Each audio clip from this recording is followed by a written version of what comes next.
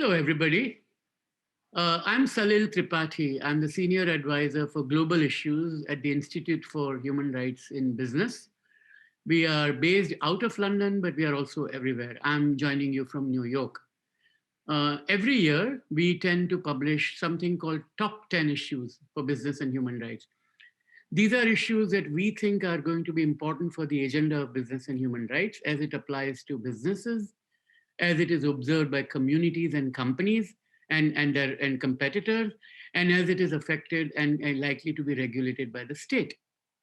What we want to do as we go along, as we in the session that we will do now, is to look at the top 10 issues that we identified over the last year after scrutinizing what happened, and what a year it has been, right? We've had COVID, we have had Black Lives Matter, we've talked about climate, we've talked about migrants, and all those things have a bearing on business. Businesses impact those issues, and businesses are impacted by those issues.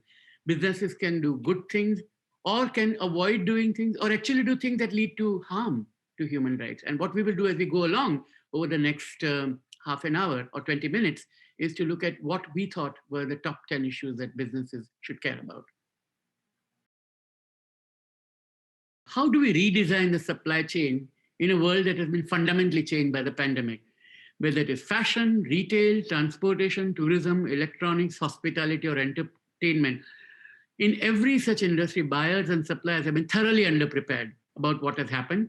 And businesses have shuttered, some have gone bankrupt, some have gone away completely. Millions of, hundreds of million people who are working in supply chain, there is an estimate of 450 million people, for example, are in extremely precarious situation. Some of them have poverty level wages, some of them have lost wages, and some of them have lost any kind of health or other cover that they had. Work conditions still remain very risky. With more and more buyers around the world canceling and postponing orders, sometimes with good reason. If the shopping mall is closed, it means the boutique is closed. And if the boutique is closed, there are no trousers, there are no dresses to sell. So there is no point buying them. But once you do take that decision as a garment marketer, it means some factory somewhere is left with unsold stock, which either it has to get rid of or write it off, and people lose jobs. And that burden inevitably falls on the weakest and the poorest and the most vulnerable worker. So there is going to be a major need for supply chain transformation, and the resilient new way of building things will have to make sure that the workers' safety, security, and stability will have to be a heart of these transformations. The key lesson from 2020 is that if supply chains are at risk, then supply chain workers are at risk. And the opportunity for the coming year is to place that worker and his or her dignity at the center of the supply chain in the transformation plan. One of the major dilemmas that governments around the world have is balancing rights. There is a right to health and there's a right to privacy. Preventing and reducing the spread of the virus is a public health priority, but it has to be done without undermining other rights. Now, lockdowns infringe our freedom. We can't go where we want to, we can't go when we want to, and it can reduce exposure rates. But once people start moving to find out where people are infected and how the exposure to the infection can spread further becomes important, and therefore tracing and tracking of people becomes a necessity. The question, though, is that when you start doing that, you have a major risk to the right to privacy, right to political participation, including freedom of expression and security of person. Because who has that data? What do they do with it? And how often it is used? Who uses it? Who controls it? And is it being destroyed or not? Those are the important issues. Now, governments have the right to derogate their responsibilities from certain rights, but not other core rights. And I think that is the area that governments and companies need to pay more attention to. Companies are going to deploy this technology in order to find out where their employees are, who the visitors are, and where they're coming from. And it will also be used as a way to recognize people coming in and out, that monitoring. But there needs to be a strong enforcement and regulatory framework which takes into account transparency and accountability to minimize the risk to human rights posed by surveillance. The assumption that everyone has a smartphone is wrong. Most people don't have it. Data is expensive. Bluetooth doesn't always work. Everywhere there is the 3G and 4G technology is not possible. So there are all kinds of problems with that. And mere reporting does not fix the problem. So responsible tech companies will need to work with privacy experts and human rights lawyers to ensure that in trying to build a healthy society, they don't end up creating a surveillance state. Those who work in the merchant navy, those who work on ships as sailors, as seamen, sea women, they've often found that being away from home is difficult, and particularly when you are on the sea for months together. What we have now seen because of the COVID crisis is that it has brought the issue into an extremely sharp focus. 90% of the goods in the world are transported by sea, and seafarers are the lifeblood of the global economy. And yet, in the last year that just went by, something like 400,000 seafarers have been stranded aboard ships.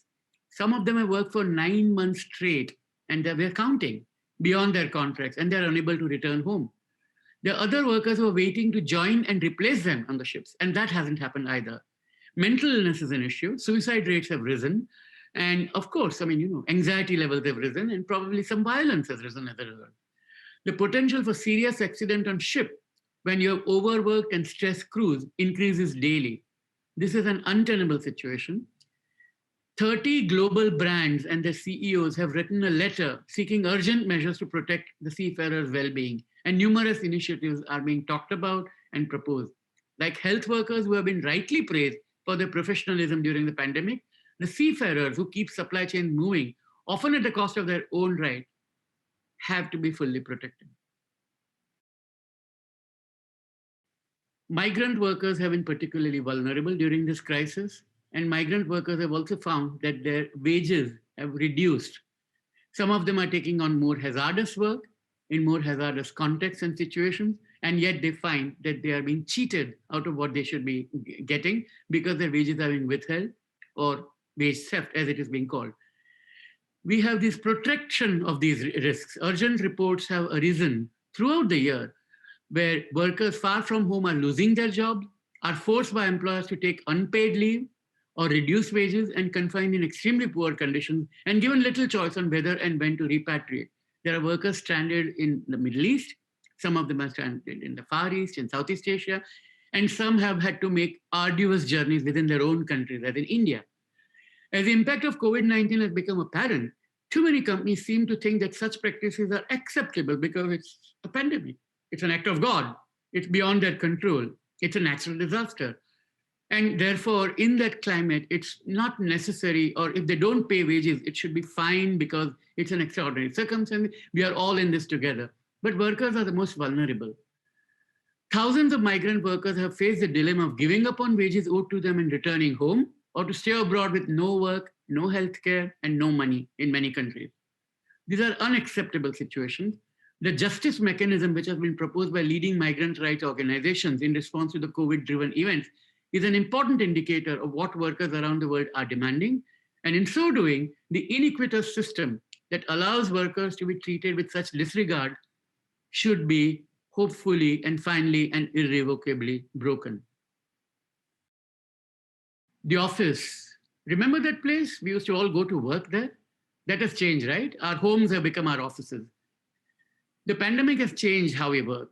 It has led to a complete re-examination of the tools we need to work, the technology at our disposal, and how we understand our work-life balance. Our bedrooms have become our studies, and our drawing rooms, the rooms in which we work, have ended up becoming our work areas. This has significant implications for human rights of people. I mentioned the fact that all of us work, but of course we don't. Only 42% of economic activity can be performed from home. That means 3 out of 5 tasks have to be done elsewhere.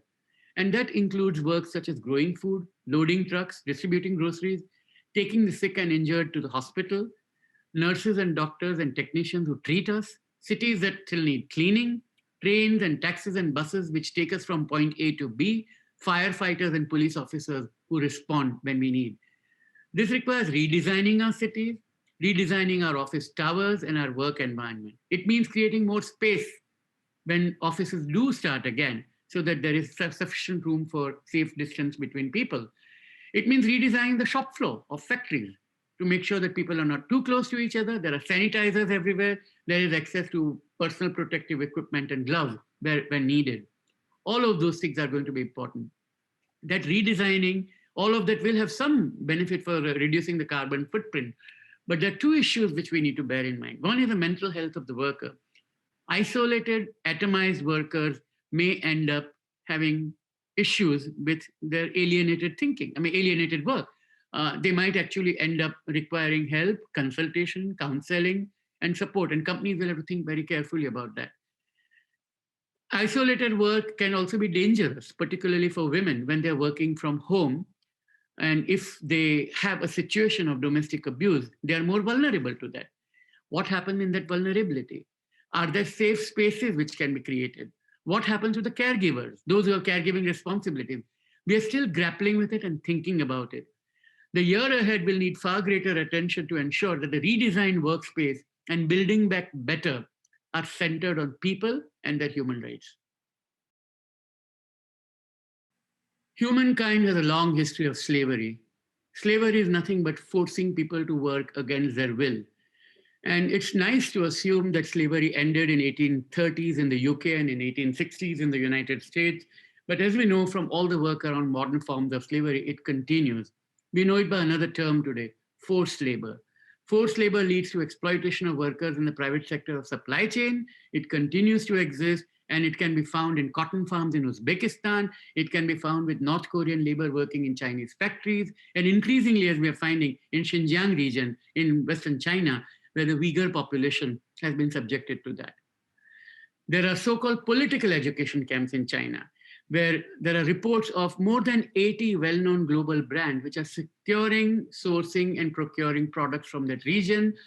Over 200 organizations have issued a call to action to plead, pressure, lobby, and campaign with companies and brands to leave Xinjiang autonomous region of the Uyghur people because of this widespread concern over forced labor. Human rights organizations have written reports, UN experts have challenged it, and increasingly governments are being much more serious about it, and even thinking of regulations, soft law, hard law will be applied in that. What does it mean for companies as we go forward? I think they will need to do far more rigorous due diligence to ensure who their suppliers are, the activities that they pursue, to make sure that their conduct is in line with international standards, and to make sure that the issue of labor and its conditions and health and safety is as critical as the issue of security of supply line and the health and safety that they would otherwise have of the products that they're procuring. It's like a safety issue, it's like a security issue, and companies will have to make sure that they act right and seize relationships when it becomes necessary. This means tracking supply chain, tracing products and materials, and make sure that the systematic state-imposed abuses which are going on require a broad joint strategy from companies, governments, investors, and human rights groups. Climate migration. This is not people who are upset with cold weather and want to go to warm climates, or people who don't like hot weather and want to have some nice cool air. This is people whose lives are disrupted by the changes brought about by climate migration. The villages in which they live have been flooded out, or places that they thought they could grow crop in cannot because there is no water available there anymore. Climate migration is real. At present, 1% of the world's population lives in barely livable hot zone. By 2070, which means 50 years from now, the portion might go up to 17%. COP26 will be meeting in 2021. And at that time, it's going to be extremely crucial that we make sure that all our efforts, whether it is in finance, insurance, energy, engineering, construction, and technology, make sure that the companies which fail to take comprehensive action on the human impacts of climate will face far greater risks to their long-term sustainability, and they might even face legal action. So there are opportunities for companies to get it right. The World Migration Report has actually said that people are enabled to choose whether, when, and with whom to move. Access to livelihood becomes critical, and the ability to move in a dignified, safe, and regular manner. So those are the ways we have to deal with how we respond to climate migration, make sure that our laws are humane, and make sure that the environment is more hospitable. Race or ethnicity or how we look and what people think we are has been an issue for us from time immemorial. It's not a new topic, but police brutality in the United States and then other similar incidents elsewhere in the world since the summer of 2020 have brought the issue back as an urgent issue for people to focus on. The Black Lives Matter movement matters. It is an important one. The police brutality was extremely serious, and it was coming on top of a long history of police violence. Now, what is a business going to do? Businesses were very prompt in taking out huge ads, taking out and changing and revamping their front pages of their website, donating money to causes, and pledging to hire more candidates from minorities, dropping controversial products, products that extolled, perpetuated, and reinforced racial stereotypes were renamed, changing the names of brands and claiming that they will make recruitment policies. Now, all those are essential things, all those are necessary things, but we believe that that's not going to be sufficient. We need to do a lot more than that. One of the companies, an ice cream company, Ben & Jerry's, actually said that dismantling the idea of white supremacy is a task and silence is not an option. So further action is needed. What does it mean? When you hire more candidates from racial minorities, is it a tokenistic exercise? At what level of the company are they being recruited to? If they're being entering the workforce at the lower echelons of the company, what opportunities are there for them to rise within the organization? When companies take big decisions, such as what to do when there is a climate-induced crisis or when there is a COVID-induced crisis, and people have to be let go because business is in a downturn, are those decisions racially just? When people are being laid off, put on furlough, are minorities more likely to be the first people to lose work? These are the kind of questions people have to look at as the companies look at it. Banks have to look at their lending practices. Racial minorities have a disproportionately large share among essential workers. So when we say that essential workers are crucial to the economy, are the right steps being taken to ensure that they have living wage, they have the protection they need? All are the kind of questions that need to be looked at. Companies will need to demonstrate seriously that their commitment in 2021 and beyond to redoubling the efforts to fight discrimination is serious. That will require more than advocacy messages, more than logos, more than redesigned website. Society at large around the world will be watching the extent to which companies believe that Black Lives Matter. Standards fragmentation. This means fragmentation of standards because of competing agendas and new governments coming in and people moving away from a multipolar world into unipolar world. And we need to fight against the divide and uphold international standards. How will we have new rules in place which are so urgently needed in key areas such as data security and digital infrastructure, responding to climate change and energy transition, and building a more inclusive and sustainable economy? That's going to be important at a time when the global power balance is shifting. US, which had disengaged, is now coming back. China is a major power. Russia is a power. Europe is a power. Britain is seeking a new role for itself. And we should not rule out Brazil, India, and South Africa of the so-called BRICS framework. At that time, international organizations are going to be challenged. The international architecture has served us well for since the Second World War, since 1945. But where does it place? What are the new rules that are going to be in place? Will there be competing agendas, parallel coalitions?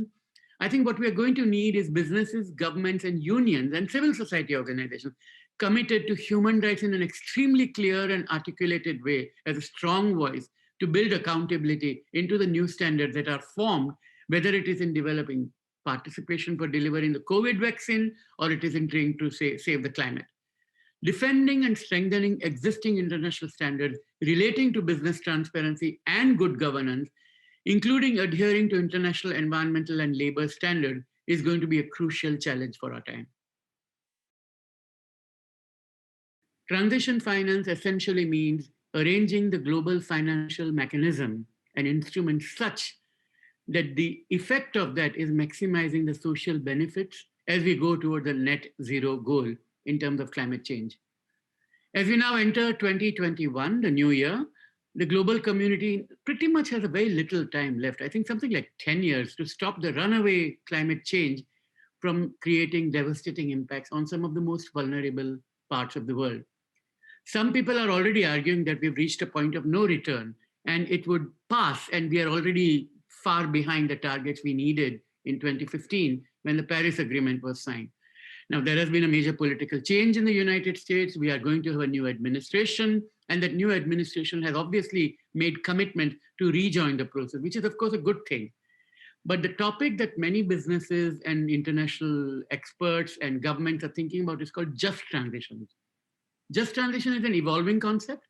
It encompasses both the public policies and business action that should be taken to address the adverse impacts on workers and communities as we move away from emission incentive production, which is transitioning out, and going into ways which are zero emission product of transitioning in. But, and this is a big but here, the but part of it is that to make sure that this happens in a way that does not hurt the vulnerable workers and the communities which are reliant on and dependent on those industries. So if you move away from coal, yes, it's great for the planet, but there are lots of people who work in coal mining. And what can be done to ensure that their livelihoods are not affected? The International Energy Agency has estimated that a low carbon transition would require $3.5 trillion of investment. People are talking about green bonds to the extent of $100 trillion as long-term private capital, which can be available. And there is a colossal government commitment right now of government debt because of what COVID-19 has done to the world. Stimulus plans are in action, and it obviously means that we need a vision of a reformed global economy, which is palpably clear, and financial actors should help make changes which accelerate the transformation in capitalism so that we have a just future of just transition. This is our collective view about the way we have seen the world in this incredibly exceptional year we have just had. This is not the final answer. It's very easy for people to come up with another set of top 10 issues, and we are entirely aware of that. We would love to hear more from you, collaborate with you, share ideas with you to refine these thinking, because the idea is not to create a checkbox where you can tick box and exercise by saying that, yes, we have achieved this, we've achieved that. These problems won't get solved overnight, but they are with us. They're transforming the world we are in, and is part of the business and human rights movement. It's our job to ensure that risks are mitigated, the vulnerable are protected, and rights are secured and safeguarded.